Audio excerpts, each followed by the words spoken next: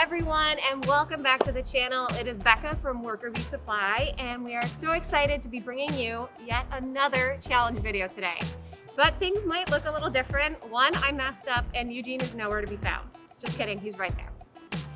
So if you're, first of all, curious about my mask, you can watch this video up here to find out where I got it. And second of all, we are so happy to be doing our first collaboration today with none other than our friend Anthony Manecola.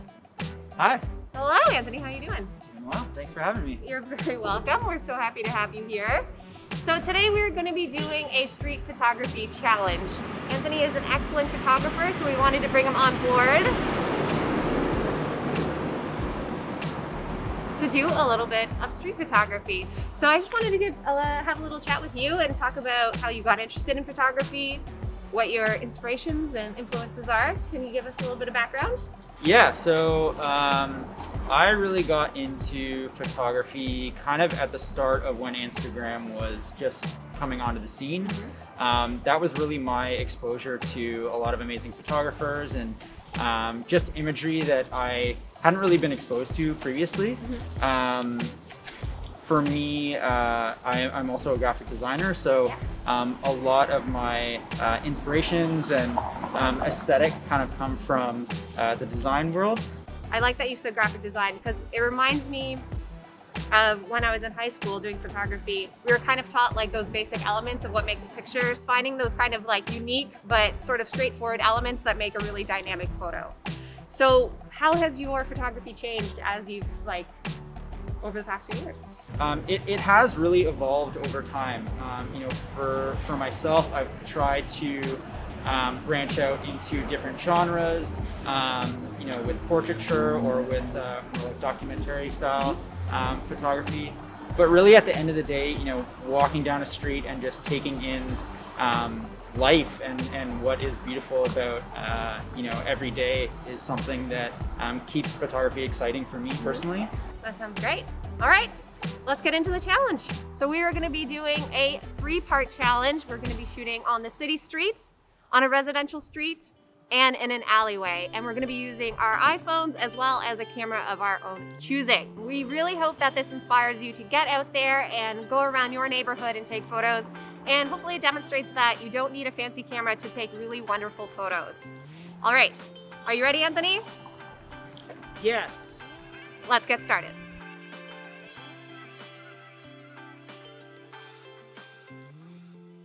See, this is something that would definitely catch my attention on a walk, is just this nice morning light clipping these trees that are overhanging this white wall and this navy door. This is definitely something that I would try to make something work here.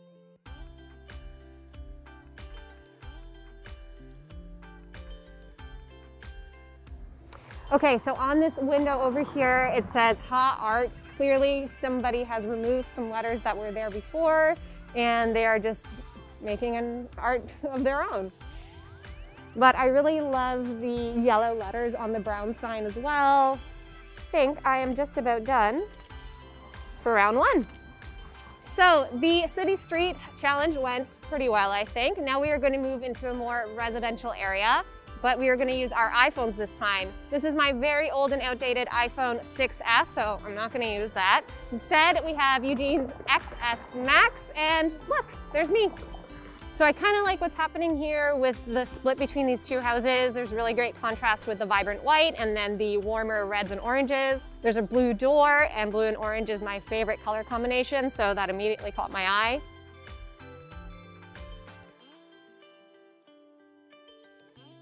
All right, so what I'm trying to do here is I'm trying to leave a bit of mystery as to where this blue door is leading. You have this interesting scenery off to the left where there's this parked truck and this laneway. There's a really big bright blue door with a sign 3A. So I'm gonna see if I can make a photo here. All right, we've made it to part 3 of the challenge, the alleyway. This is also photographer's choice, so I'm gonna be shooting on Eugene's iPhone again, and Anthony is gonna be using his Sony. So let's get going.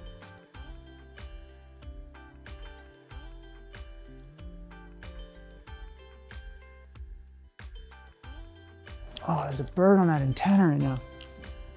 See if I can get it flying away or if it's just gonna stay put. Sometimes you just gotta wait out a scene and see what happens.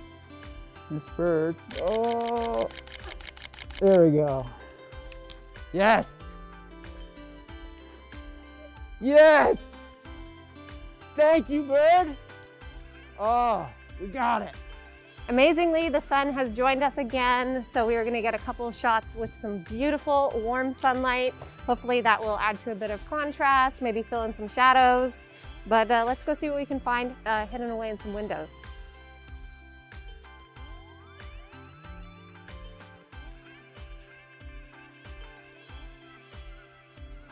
So we are about to wrap up this portion of the video and head home, choose our final images, and start editing. But before we finish, Anthony, do you have anything to plug?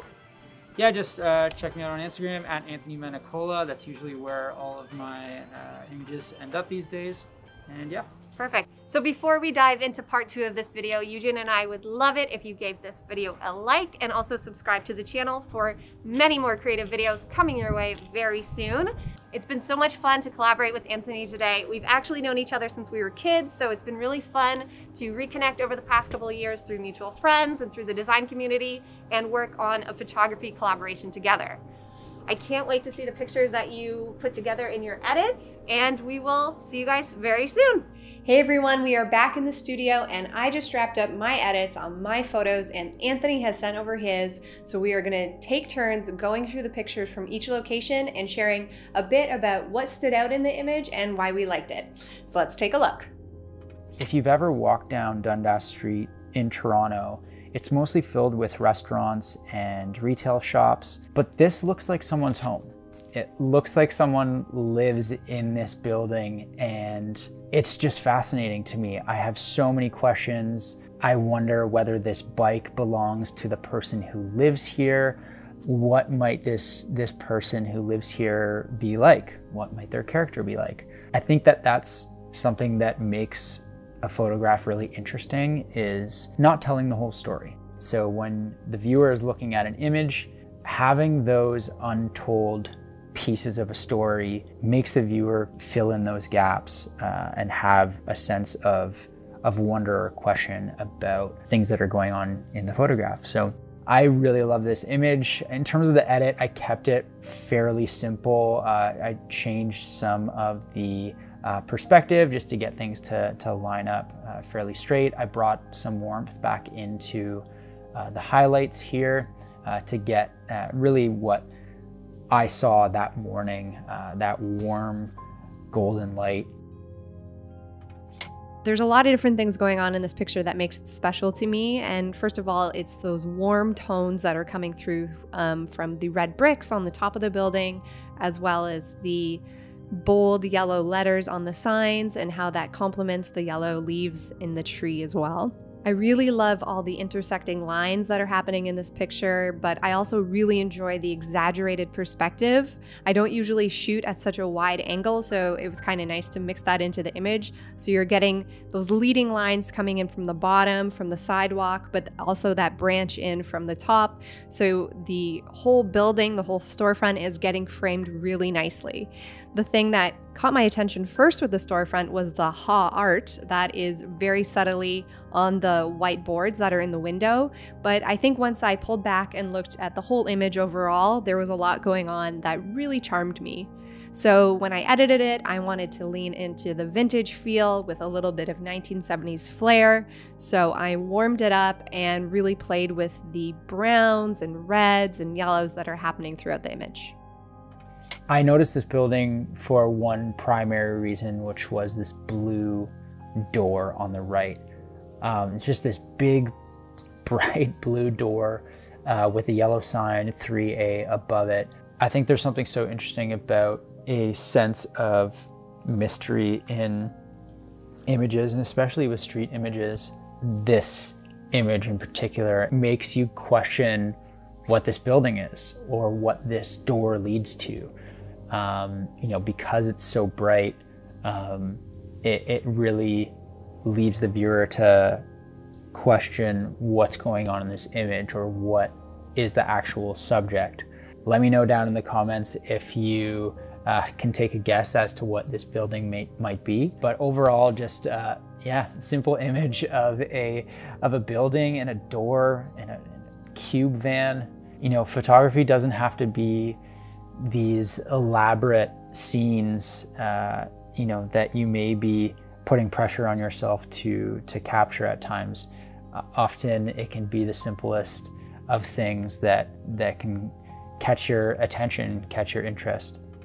Admittedly, I really struggled with the residential street portion of this challenge. I didn't know what to photograph, nothing was really catching my eye, but then I turned around and I saw this house.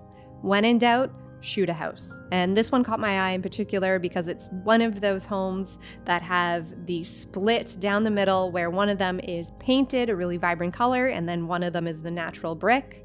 So I really love the contrast and play happening between these two houses. I love the sort of natural colors that are happening on the one side, the vibrant blue door, the orange bricks, and then it has this big, beautiful garden full of various bushes. And then on the other side, it's much more minimal, nice white brick, dark shutters, creating some lovely contrast. And then a simple fence with this really cool sort of swirly gate with some stars in it as well. It's very original. I haven't seen anything like that before. So I really loved the balance in this picture. Having that roof point right in the middle sort of draws your eye upward and then down around the sides of the home.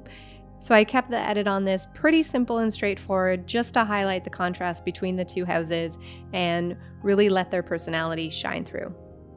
You'll probably see in the video that I basically just stood there waiting for something to happen. And I think this happens a lot when you're trying to make a photograph, is you're just waiting for something to happen. You may not know exactly what's gonna happen. Luckily, I switched my settings into continuous mode, put it on medium burst, and managed to capture finally this bird in flight. And there's two that I really love out of this kind of burst series. The first one, the bird has its wings up and its flight path is almost mimicking the direction of the antenna. And you have these leaves coming in from the top left of the frame. And I think there's something so interesting about a bird traveling from this technology antenna perch and flying in the direction of this tree, almost back to nature. And the juxtaposition of those two things I think is really interesting. So I really like this one. I also really like the image where the bird is closer and its wings are down and you really get this beautiful silhouette.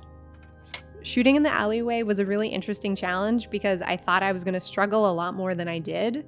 But thankfully, the people who lived in this neighborhood have a lot of personality in their windows, and I gravitated towards this window in particular because it has these really sort of old school yet charming figurines in the window, and they're all perfectly placed between the bars of the metal rods that are on the outside of this window. I love how the window pops against these stark leading lines going horizontally across the frame, and then the yellow pole that's just below the window is kind of this random kind of funny element that just creates balance on the top half and the bottom half of the picture. I've always gravitated towards windows for the quirky elements that you can find in them, so this picture was a really nice addition to add to the challenge overall. It was really great going through those photos with Anthony, and I hope all of you enjoyed this challenge video. If you have any recommendations for challenges we should try out in the future, let us know in the comments, and if you would like to see more of Anthony's work, we'll link his Instagram in the description too. Thank you so much for watching, and please remember to subscribe to our channel, and if you'd like, you can hit that notification bell so you don't miss a video from us. We have lots more creative goodness coming to you in the next few weeks and into 2021, and we can't wait to share it with all of you. We'll see you soon.